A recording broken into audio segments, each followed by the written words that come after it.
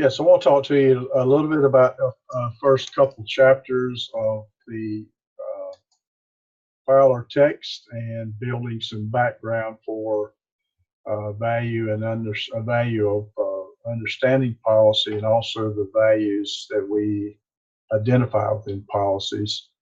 In the beginning of the text, Fowler talks to us about uh, why we need to understand policy and be totally literate about policy and the policy process.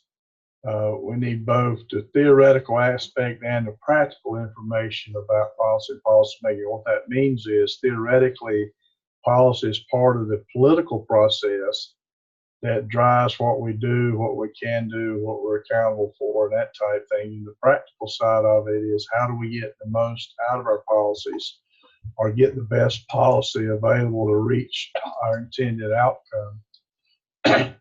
Within the use of policy, we got power or we develop power if we do a good job of putting the policies together that have identified the desired value and has identified some desired outcomes. Then we do develop power over resources and abilities and requirements and accountability.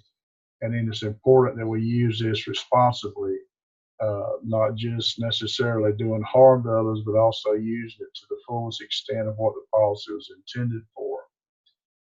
All public policy, but especially education policy, is value laden.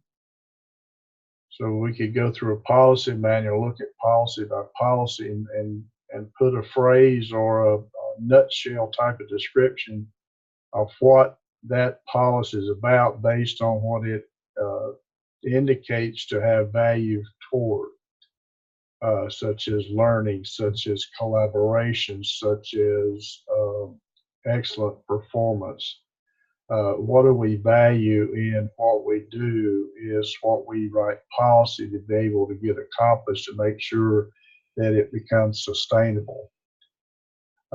Policy is important from a government standpoint because this slide says over the last 25 years increasingly important. That's probably 35 years now. There's a little bit of datedness to this slide, but the point being for a while now, the government's involvement in accountability and standards and growth measures has become more important to them and more important to us, and that's only going to get as we move into this era of charter schools, homeschooling, private schools, church schools. Then the government is going to be increasingly more important to us, especially as the resources are divided out. What is it and where does it come from? Why do changes in the political and economic environment make understanding the policy process essential for today's school leaders? The answer to that question is very simple, that without the use of policy, without developing policy, we don't protect or sustain our direction for enhancing learning, and then we don't protect or sustain the necessary resources for getting at enhanced learning. So locally, we need to understand what the political beliefs or political agendas are, and what is that environment economically capable of supporting. Certainly, there's some value there in terms of what the economic environment is willing to support, what the political environment is willing to support, based on who's done the best job of promoting agendas within that environment. How can one determine what policy government is actually pursuing? That's where the value-laden piece of the policy becomes important. There may be a need for us to look very closely at what government is asking us to do, what government is putting into policy, and then if we can determine what we're actually after, then it drives our strategies and our activities, especially from a strategic standpoint of how to get to what the government is actually pursuing. This is usually driven by governmental official personal agendas, but it may be driven by societal biases or societal agendas, as individuals who elect these government people have their own idea of what schools should be about. What roles can school leaders play in shaping and influencing? Go back, I pushed too soon. Influencing educational policy. Certainly, we can help identify the value of what we're trying to accomplish. We can market that value or that policy as an outcome.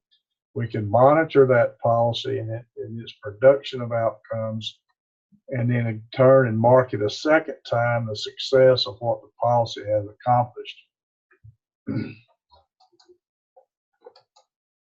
The new environment, these are some impacts on the policies that we have to deal with. The new environment is one of choice, is one of 21st century skill preparation, college readiness, job performance. We know that the environment now is more than reading, writing, and arithmetic. It's about the experiences that develop the whole child, develop the whole learner. Our demographic trends have gone to multiple subgroups within our populations, and those demographic trends drive the content, the curriculum, the delivery, and the assessment of the delivery itself. And then the ideological shift from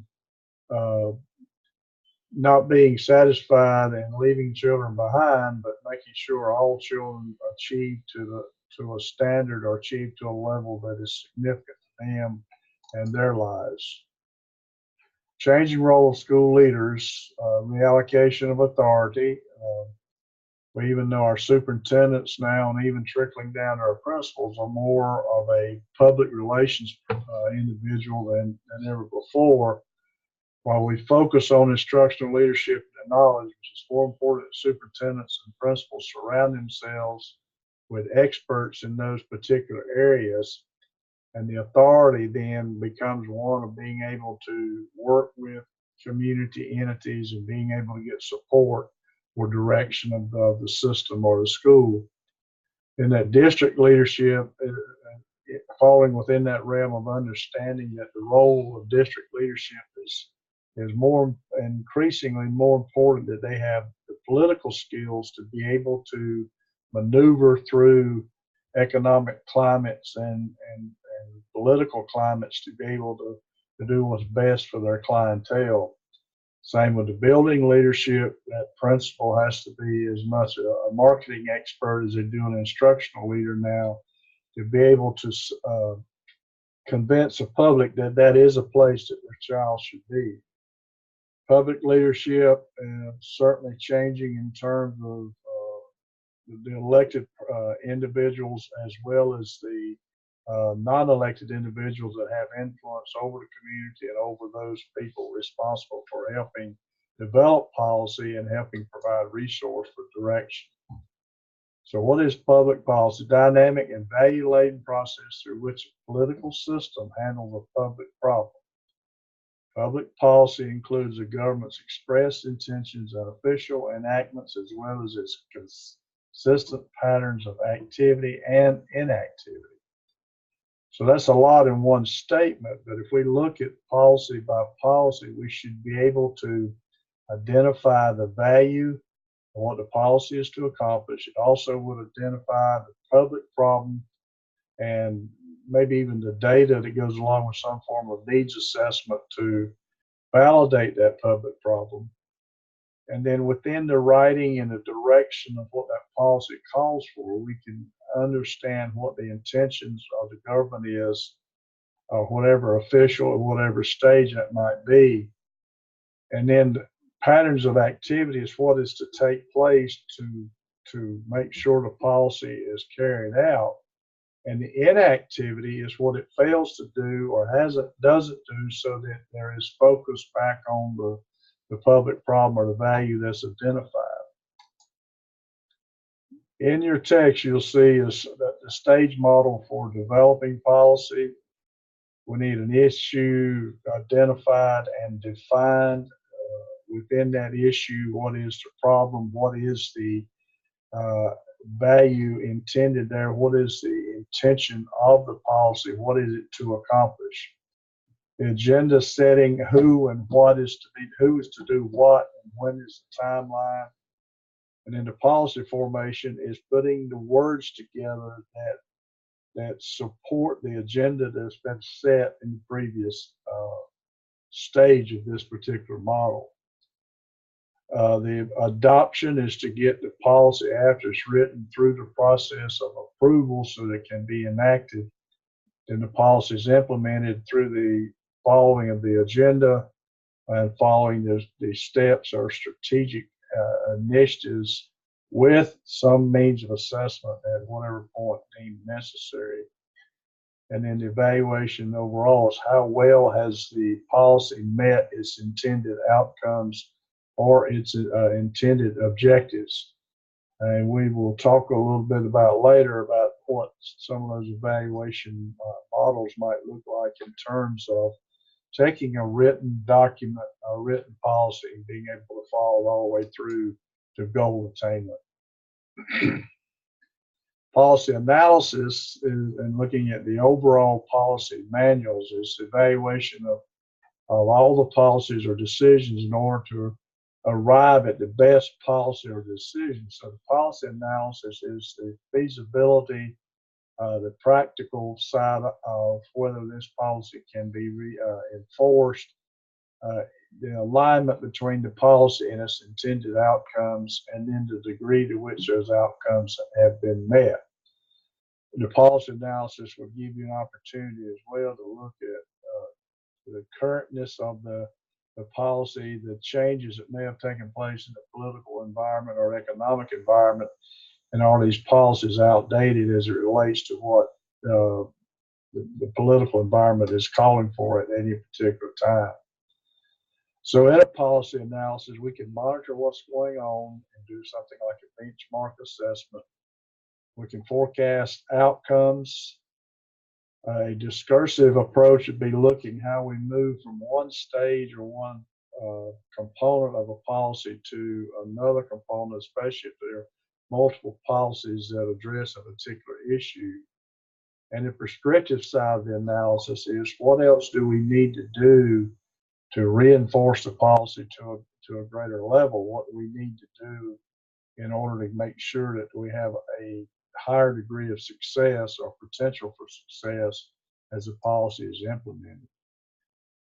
Your role as administrators is to be the policy makers, helping set up committees or whatever process might be in place to initiate that stage model. And it's our responsibility as administrators to implement that policy. It is our responsibility that we follow the policy to the intent of the words. And we can influence a policy by the way we promote, communicate, or market the policy in terms of its value to the community, value to the clientele. Power education policy through text, production, and practice, social practice. What are we doing on a day-to-day basis in our operations that is an outsider or someone within our environment? What do we practice and do things that show what we believe in? If we have policies for equity of instruction or policies to a more rigorous preparation, is our social practice to the one that equity is demonstrated in everything that we do. Through that type of action and behavior, then we build strength toward getting the policy fully implemented, fully developed, and leading toward better outcomes.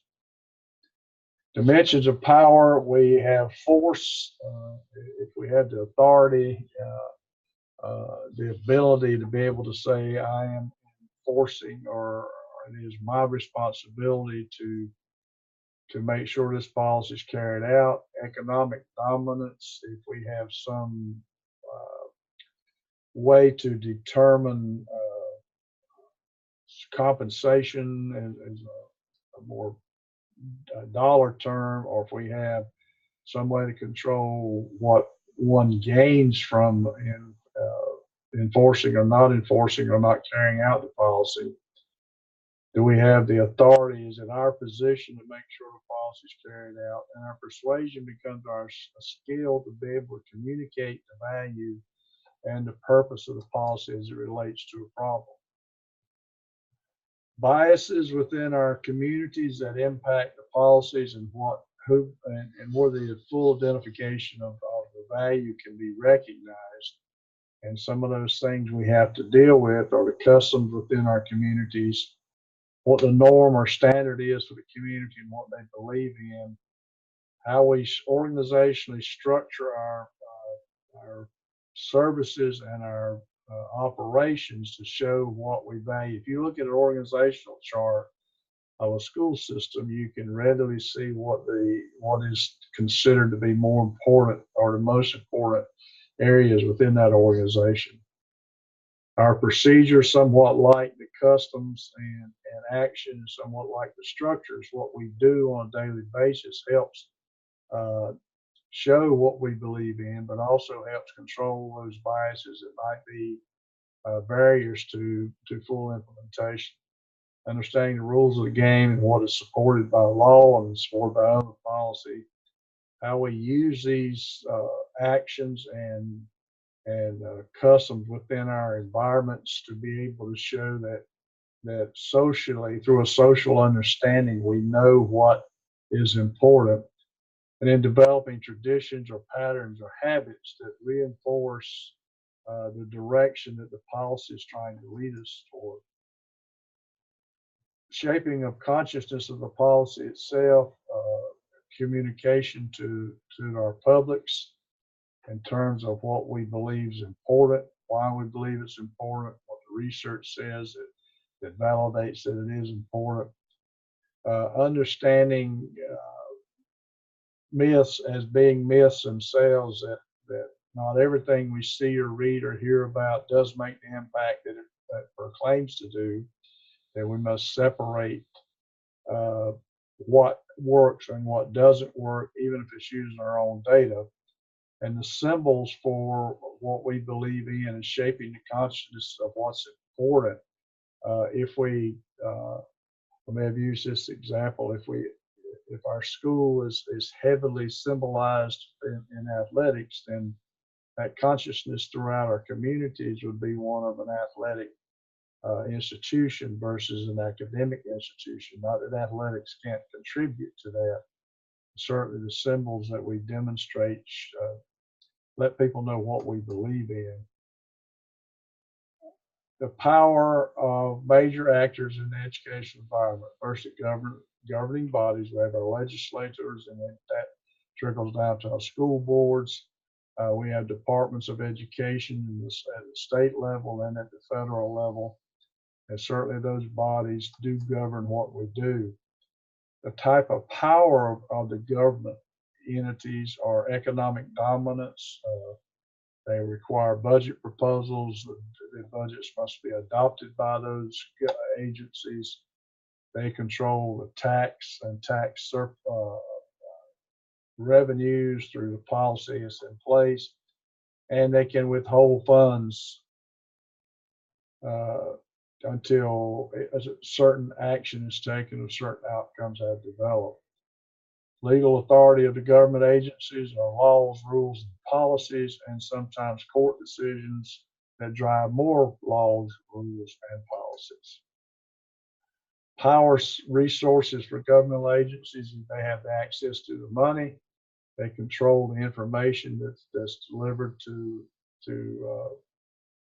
media services, the information itself, and what we need to know, what we should know. They have official positions that allow them to say and enforce and control. And the organization of how these governmental agencies are aligned to work with, and especially trickling from federal level to the state level in terms of responsibilities and resources. Second set of power individuals will be the school administrators, some economic dominance over those people, the workforce, and the legal authority which we are bound and duly responsible to do. The power resources of administrators is control over careers and working conditions, control over what information is given to the internally and externally. The information is gathered, collected, and published.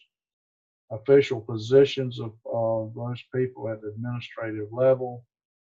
Patronage to those that they're working for, and the visibility throughout the communities of which they serve.